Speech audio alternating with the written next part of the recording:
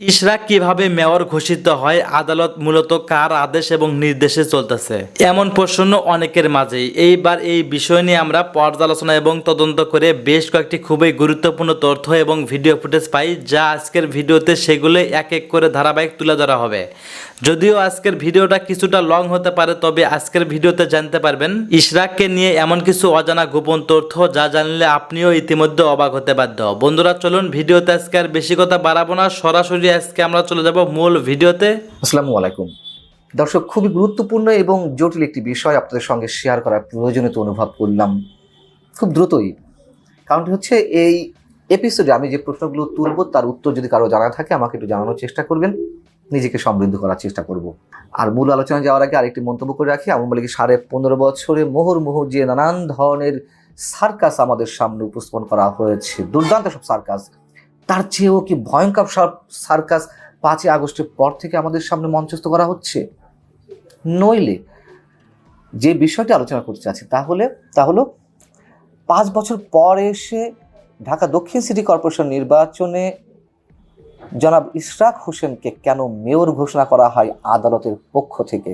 2020 সালের 1 ফেব্রুয়ারি ঢাকা দক্ষিণ এবং উত্তর সিটি কর্পোরেশন নির্বাচনে মেয়র নির্বাচন অনুষ্ঠিত হয়েছিল এবং সেই নির্বাচন যে কোনোভাবেই নিরপেক্ষ, সুষ্ঠু, অবাধ হয়নি আমরা খুব ভালো করেই জানি। কিন্তু আমরা জানলে কি হবে, আদালত কোন এখতিয়ারে তাকে 5 বছর পরে এসে মেয়র ঘোষণা করলেন। 1 ফেব্রুয়ারি নির্বাচনের পর 3রা ফেব্রুয়ারি জনাব ইশরাক হোসেন নির্বাচনী ট্রাইব্যুনালে একটি মামলা করেছিলেন 3রা মার্চ। সেই মামলায় তিনি কি বলেছিলেন, কি চেয়েছিলেন?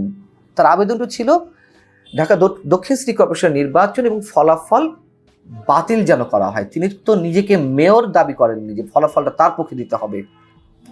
আমরা যতটুকু জানি ওই সময় পত্রপত্রিকা যা এসেছিল, কিন্তু তাকে মেয়র কেন ঘোষণা করা হলো, কোন ভিত্তিতে, কোন গ্রাউন্ডে আদালত করলেন? আদালত কি ভোট পুনর্গণনা করতে বলেছে বা তারা পুনর্গণনা করে দেখেছে?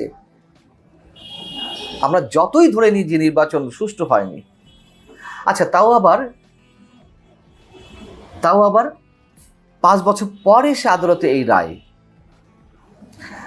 নির্বাচনী আইনে কি রয়েছে? নির্বাচনী আইন অনুযায়ী ফলাফল গেজেট তো ঘোষণা করা হয়েছিল, তাপসকে মেয়র হিসেবে ঘোষণা করা হয়েছিল। আচ্ছা, গেজেট প্রকাশের 30 দিনের মধ্যে নির্বাচনী ট্রাইব্যুনালের সংক্ষুব্ধ প্রার্থী যারা নির্বাচন মানছে না বা ফলাফল মানছে না বা তার মনোনীত ব্যক্তিকে আবেদন করতে হবে। তো 1 ফেব্রুয়ারি নির্বাচন হলো, 2020-এর 3রা মার্চ আবেদন করা হলো। নিয়ম অনুযায়ী 1 মাসের মধ্যে করেছে, যেহেতু গেজেট তো আর সাথে সাথে হয়নি, 2 দিন পরে হয়েছে। এবং বলা হচ্ছে মামলার পরবর্তী 180 দিনের মধ্যে তা নিষ্পত্তি করবে ট্রাইব্যুনাল, অর্থাৎ 6 মাসের মধ্যে। আচ্ছা, ট্রাইব্যুনালের ওই রায়ে যদি সংক্ষুব্ধ ব্যক্তি খুশি না হন তাহলে তিনি আপিল ট্রাইব্যুনালে যেতে পারবেন। সেখানে যাওয়ার পরে 120 দিনের মধ্যে এটি নিষ্পত্তি করতে হবে। এদিকে 4 মাস, আর ওদিকে 180 দিন, 6 মাস, 10 মাস, আর 2 দফায় 1 মাস করে যে আবেদন করার সময় 12 মাস, অর্থাৎ 1 বছরের মধ্যে মামলার আবেদন নিষ্পত্তি করতে হবে। কোন আইনে 5 বছর পর এসে এই মামলার রায় দেওয়া হয়? আদালতের বিচারকরা তাহলে কোনটাতে সঠিক ছিলেন? আগের বিচারকরা নাকি এই বিচারকরা? কারা সার্কাস দেখাচ্ছে? যে কোনো এক পক্ষ তো সার্কাস দেখাচ্ছে, আমি বলছি না এই পক্ষ দেখিয়েছে। তাহলে তাদের বিরুদ্ধে কি ব্যবস্থা নেওয়া হবে? কিন্তু এই পক্ষের যে রায় সেটা তো নানান কারণে প্রশ্নবিদ্ধ। আগেরটা তো আর রায় আসেনি, দুঃখিত, আগেরটা তো রায় আসেনি, রায় দেয়নি, তাই না? কেন দেয়নি সেই প্রশ্নটা আমরা তুলতে পারি। বড় অদ্ভুত। এবং একই সঙ্গে আমরা বলতে পারি ঢাকা দক্ষিণ সিটি কর্পোরেশনে যে আতিকুল ইসলাম ছিলেন মেয়র, তার নামও ঘোষণা করা হয়েছিল। তার প্রতিদ্বন্দ্বী প্রার্থী ছিলেন তাবিতাওয়ালও নিশ্চয়ই মামলা করেছিলেন। এখন তাবিতাওয়ালকেও মেয়র ঘোষণা করা হবে। আমরা দেখলাম এর আগে চট্টগ্রামেও একইভাবে একজনকে মেয়র ঘোষণা করা হলো, বিএনপি দলীয় প্রার্থী। তারা হয়তো সত্যি সত্যি ভোট পেয়েছেন বেশি, কিন্তু গ্রাউন্ডটি কি আমরা জানতে চাই। এবং 5 বছর পর এসে কেন? এখন যদি আমরা প্রশ্ন করি, 2018 সালে নির্বাচনে বিএনপি অংশ নিয়েছিল, জাতীয় সংসদ নির্বাচনে, 2014 বা 2024 হয়তো থাকেনি, তো তাদেরও তো নিশ্চয়ই মামলা করা ছিল। এখন 18 থেকে 2025 অর্থাৎ 7 বছর পর এসে যদি ওই জাতীয় সংসদ নির্বাচন অর্থাৎ 10ম জাতীয় সংসদ নির্বাচন বাতিল ঘোষণা করা সম্ভব আমি জানি না। এবং ওই সময় বিএনপিকে বিজয়ী ঘোষণা করা হবে, বিএনপি সরকার গঠন করেছিল, এগুলো সব হাস্যকর না? এই যেহেতু টাইম ফ্রেম দেওয়া যে কতদিনের মধ্যে নিষ্পত্তি করতে হবে। হিরো আলম, যাকে আমরা সবাই চিনি, খুব জনপ্রিয়, মানে অনেকের কাছে জনপ্রিয় ইউটিউবে তার বিভিন্ন কন্টেন্টের কারণে। হিরো আলম 4 দফা নির্বাচন করেছেন, কুমিল্লাতে করেছেন, তার নিজ এলাকায় উপনির্বাচনে অংশ নিয়েছেন জাতীয় সংসদে, ঢাকাতে করেছেন, এবং কুমিল্লার একটি উপনির্বাচনে তাকে তো মাত্র 300-400 ভোটের ব্যবধানে হারানো হলো। তারও মামলা করা ছিল, সেগুলো কি করা হবে? ইভেন সর্বশেষ পর্যায়ে এসে সাবেক তথ্য প্রতিমন্ত্রী আরাফাতে ইসলাম, মোহাম্মদ আরাফাত, তার প্রতিদ্বন্দ্বী প্রার্থী ছিলেন হিরো আলম, তাকে মারধর করা হলো নির্বাচন দিনে, এবং ওই সময় তার মামলা করা ছিল। হিরো আলমকে কি এমপি হিসেবে, সংসদ সদস্য হিসেবে আদালত রায় দিবে না। আদালত শক্তিশালীদের পক্ষে থাকে, এটুকু আমরা দেখে আসছি, আমাদের অভিজ্ঞতায় বলে।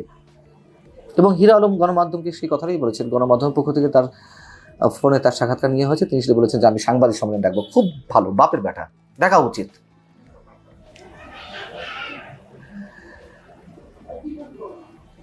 আমাদের আদালত আগেও যে অবস্থায় চলেছে, পুলিশ প্রশাসন যে অবস্থায় চলেছে, নগ্নভাবে হস্তক্ষেপ করা হয়েছে সরকারি দলের পক্ষ থেকে বা সরকারের পক্ষ থেকে, এখনো তাই চলছে। চোখ বন্ধ করে বলবো, স্পষ্ট করে বলবো।